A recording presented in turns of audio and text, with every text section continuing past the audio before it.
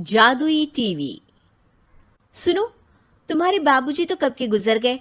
अब उनका जो सामान है वो पड़े पड़े कबाड़ा हो रहा है। बेच ही दो, कुछ पैसे आ जाएंगे। बात तो सही है। अगले संडे फुर्सत में यही करेंगे। अगले संडे रोहित सारा सामान कबाड़ी को घर बुला के दे देता है।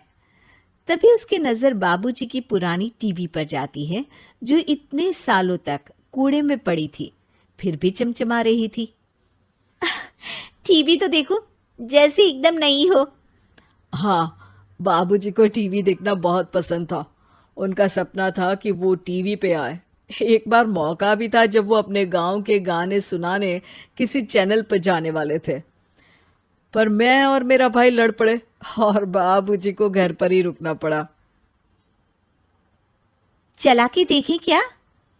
हाँ हाँ, क्यों नहीं, देख लेते हैं। पर शायद ही चले। बाबूजी ने उस लड़ाई के दिन के बाद टीवी देखना ही छोड़ दिया था। टीवी चालू करने के लिए उसमें केबल वायर लगा दिया जाता है। एक न्यूज चैनल चालू हो जाती है। स्वर्ग की सीढ़ी के रास्ते हैं तीन, तीनों के तीन रास्ते हैं संगीन। पहला रास्ता है सांप की बीन, दूसरा रास्ता घर में बिछा कालीन, तीसरा रास्ता कलकत्ता से चीन। ये क्या बकवास खबर है, कुछ अच्छा लगा दो। अरे आप बोलो तो सही, कोई अच्छी खबर सुना देता हूं।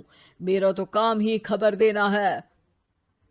अरे बाप रे, टीवी बात कर रही है। हाँ, ये न्यूज वाला मुझसे। हाँ हाँ, आपसे ही तो बात करूंगा ना, आपके घर में हूं तो। अरे, ये सपना है क्या? तुम हमसे बात नहीं कर सकते? अरे सपना नहीं भाई साहब, ये टीवी जादुई टीवी है। बोलो, क्या खबर सुननी है, वरना ब्रेक लेने का टाइम आ जाएगा। सुप्रिया घबरा के टीवी बंद कर देती है। वो क्या था? अरे एक बार और चालू करके देखे, फिर से बात करेगा तो चैनल बदल देंगे। सुप्रिया फिर टीवी चालू कर देती है। अरे ऐसा कोई मुंह पे टीवी बंद करके जाता है क्या? मुझे बुरा लगा आपका नेचर। चाय पानी तो पूछो। सुप्रिया टीवी के बटन से चैनल बदल देती है। अब टीवी पर एक फिल्म चल रही है। अरे ये तो सूर्यवंशम है ना? हाँ, और ये ठाकुर को जहर की खीर दे दी और उसको पता भी नहीं है। ए भाई, खीर मत पीना, उसमें जहर है, मत पीना। ठीक है महाशय, जैसा आप कहें। हाँ। अरे, आपकी बात मान ली, पूरी पिक्चर ही अब तो बदल जाएगी। मतलब ये सच में जादुई टीवी है?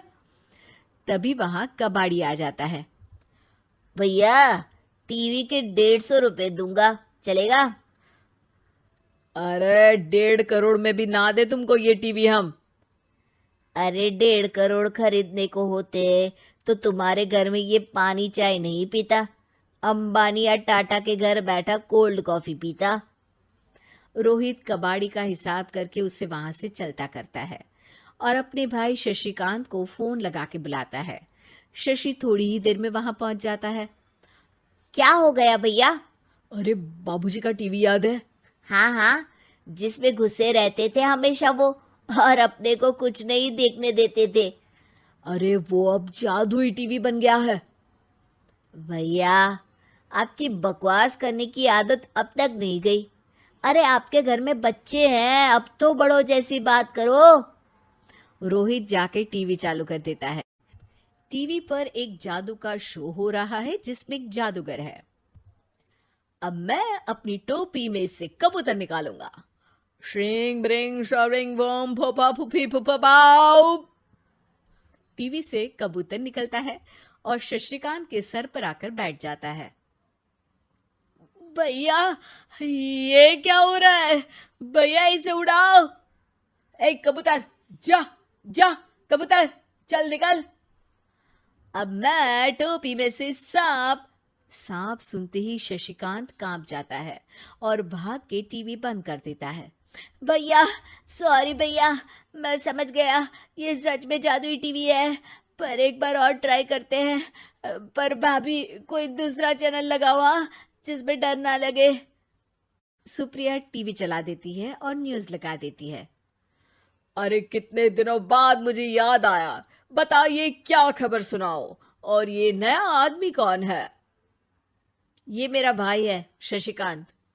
ओह यस, वही है ना जिससे तुम लड़ लिए थे किसी बात पे, और तुम्हारे बुढ़ाओ पिताजी गुस्सा हो गए थे और टीवी को संन्यास दे दिया था। हैं? तुमको कैसे पता ये सब? इस टीवी में रहने वाले आदमी से लेकर कबूतर तक को तुम्हारे बाबूजी और तुम्हारी बातें पता है, इसलिए तो ये जादुई टीवी है। ये टीवी क्या कर सकती है वैसे? तुम जो मांगो दे सकती है। कहानी बदल सकते हो, खबर बदल सकते हो, कोई चीज मांग सकते हो। अरे भैया, ये टीवी मैं लेके जा रहा हूँ। बाबूजी का लाडला तो मैं ही था ना।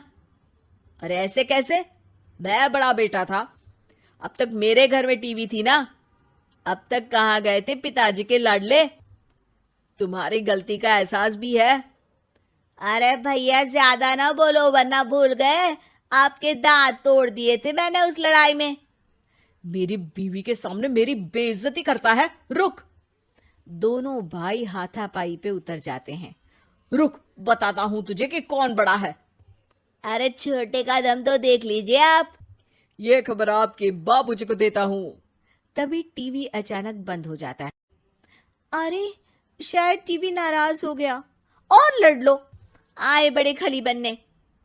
टीवी से एक तेज रोशनी निकलती है और टीवी में बाबूजी दिखाई देते हैं। बाबूजी आप? इतना चकरा क्यों रहा है? अपने बाप को नहीं पहचानता क्या? ये तो ऐसा ही है बाबूजी। प्रणाम बाबूजी। अरे चुप कर, तुम दोनों ही उल्टे हो। तुम्हारी वजह से मैंने टीवी में आने के सपने को छोड़ दिया, तुम्हारी लड़ाई की वजह से।